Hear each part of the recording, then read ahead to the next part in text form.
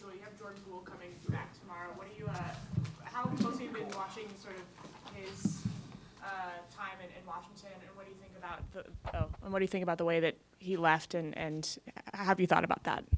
I'm excited to see Jordan tomorrow. I think he's going to get a great reception from everybody, coaches, players, especially our fans. I think, given that this is the one visit to Chase this year, and it's our first chance to really thank Jordan for his contributions, for helping us win a championship a year and a half ago, for being a huge part of that, and for everything that he gave, the way he worked, the way he approached things. So I really look at Jordan as a huge success story. 28th pick. It doesn't happen often that the 28th pick works his way up to key player on a championship team, life-changing contract. It really couldn't have gone any better. And then I hate the way it ended. It just was really unfortunate how it all played out. You just wish that things could end in a more positive note, in a more positive way. But it didn't happen that way, and all that has been documented. But I can tell you that everybody here looks forward to seeing him, and we appreciate him. Steve, you said, going back to that championship season, I mean, obviously Jordan was sort of a unique player on this roster, but can you sort of illustrate kind of what he brought that team needed? Well, you think about the scoring, obviously. I mean, our team has been built in a very unique fashion over the last decade, mostly shooting, not a lot of scoring at the rim, bigs being more screeners and facilitators. And so there have been times, key times during this run where we've needed to find scoring, and Jordan gave us that, once he really found his groove. Kind of third year, he was just in transition, point of attack, his ability to get past people changed our team. And then you think about the injuries to Clay for the first half of that championship year with Jordan starting, playing next to Steph.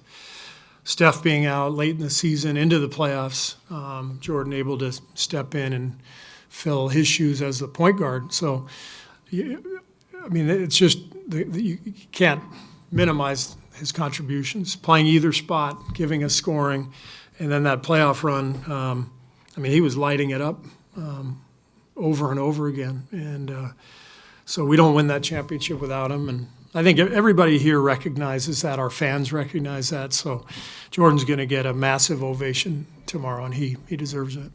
One of the things that you were looking at earlier in the season with your team is that you were saying that, and the stats were showing that the pace wasn't what you wanted to see, and it seems to have picked up a little bit lately. How much of that is because now, in a sense, some of the young guys are doing some of the stuff that Jordan did? I mean, like J.K. attacking the rim and stuff like that. Has that made a difference? Yeah, J.K.'s really done a great job of attacking. Wiggs is getting downhill, more often the last couple games, and we need that. But you also need to get stops to generate pace. It's harder to push the ball after makes. You can do it, but it's harder. So we've got to improve our defense if we want to generate more transition opportunities. We all know that Kevon's game is a subtle game. It's not something that's going to jump off in highlights or whatever, but he definitely looks a little slower, or whatever the phrase might be, certainly not as effective this season. Do you think maybe, don't want to, trying to make up reasons, but the playing streak maybe at some point, is his body a little tired, or maybe he could use a break? Any explanation in that direction for some of this? No, I don't think giving him, a night off is going to change anything. Loon's not a 35-minute-a-night guy anyway. He's a shorter minute center. But I agree. I don't think he looks like he's moving quite as well as he did a year ago. And he's working on that. He's working in the training room and getting himself ready every day, as he always does. I think he does yoga every single morning when we practice. And so he's a guy who's learned how to take care of his body and is constantly searching for ways to get better. But Yeah, he hasn't moved quite as well, but he's still a young guy, and there's every reason to believe that he's able to get that back. And when you have Trace in there, you're doing a lot of pick and roll with him, which makes a lot of sense. Is he a natural at that? What is he doing in that kind of high pick and roll with Steph?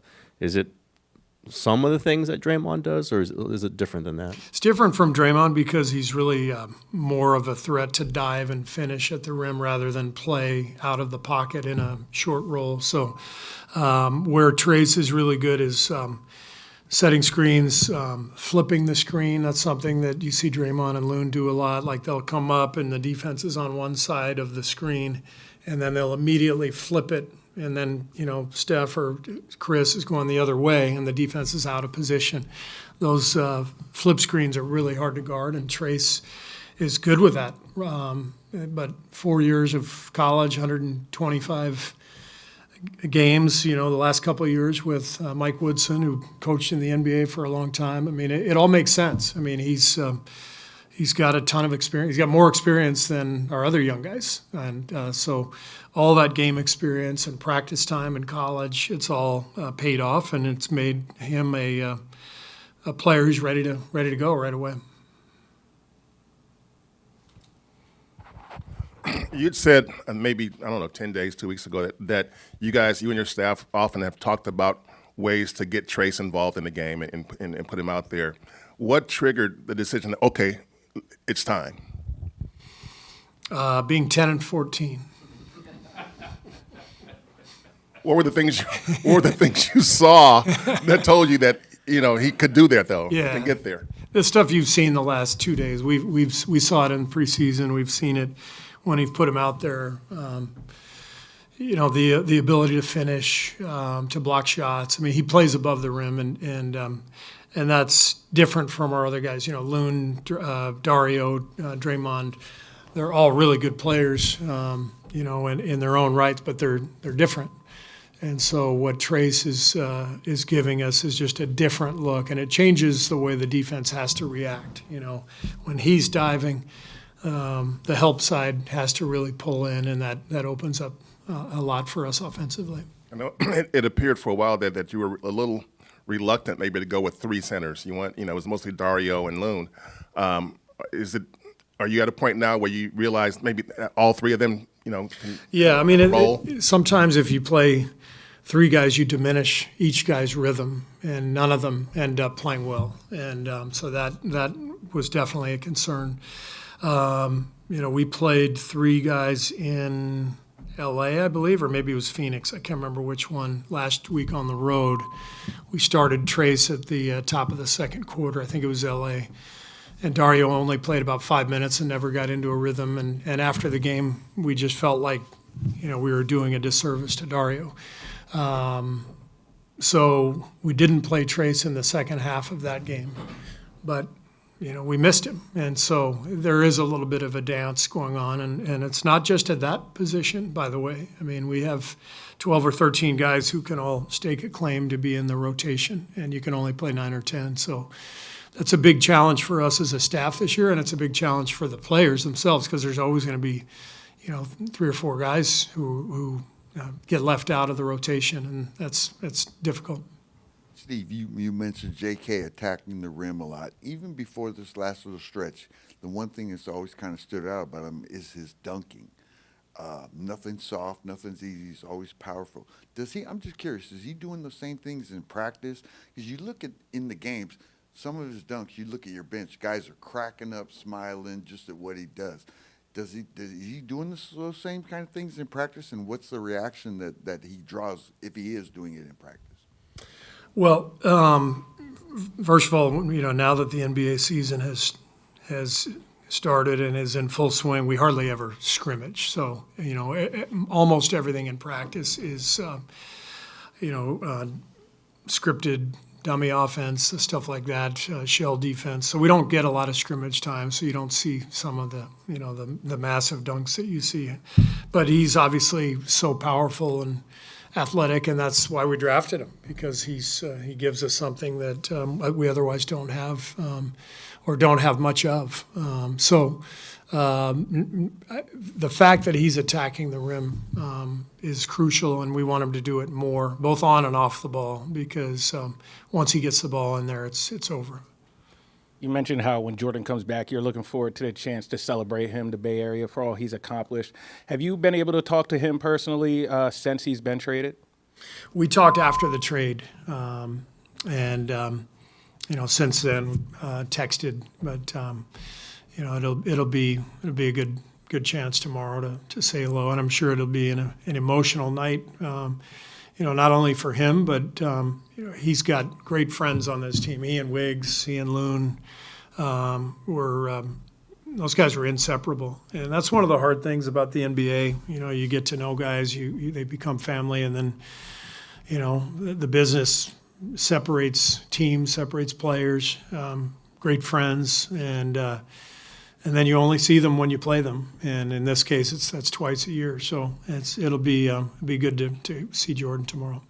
And more than just Jordan, just in general, you have so much experience in this league, and you kind of just mentioned it.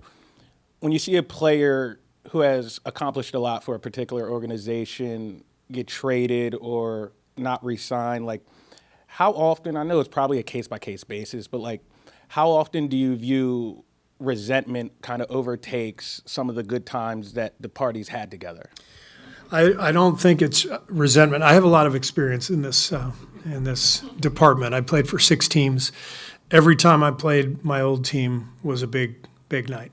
It wasn't out of resentment. It's just you're naturally fired up, and you want to put on a good show. You want to remind your old team of what they're missing. And so just naturally when you play your old team, you want to do your best. You want to look your best. I know as a coach, I like to make sure I play guys against their old teams because they often play really well. So I think Jordan's going to come out and probably play really well against us. It's how it works.